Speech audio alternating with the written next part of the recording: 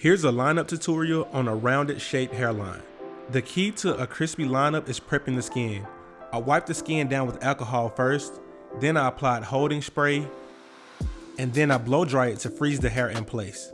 But I always comb the hairline out because I want to stretch the hair to its full length.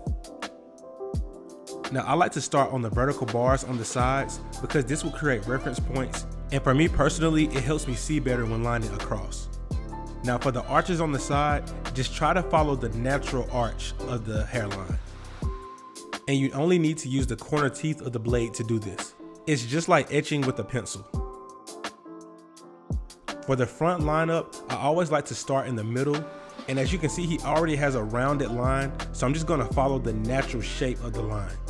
I could go straight across to make it more square, but he doesn't have a square head.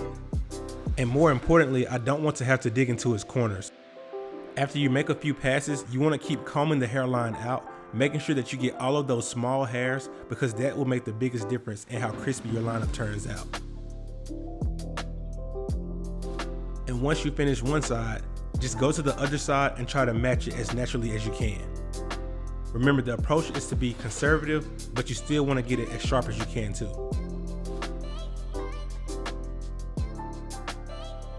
And keep those vertical bars as close to the eyebrow as you can. And as I stated on the other side, I'm using the corner of the blade to etch that arch.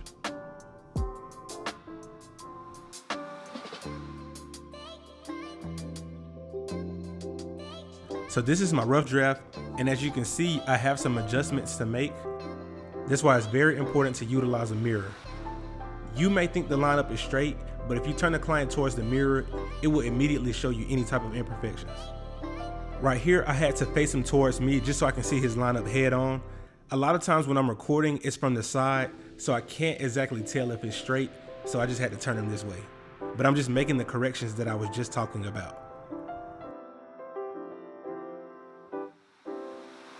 So the next step is to use the razor just to get that line just a little bit more crispy.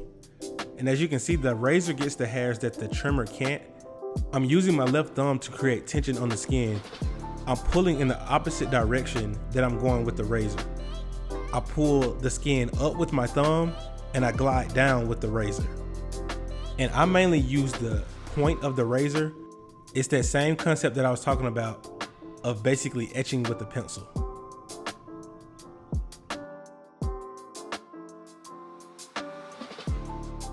And here I just make one more pass, just making sure that I get any fly hairs.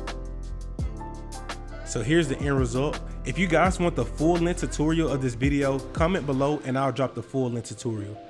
I've been trying to break the videos up so it's easier to digest, but if you guys like the full length tutorials, just let me know. Comment below and thank you guys for watching.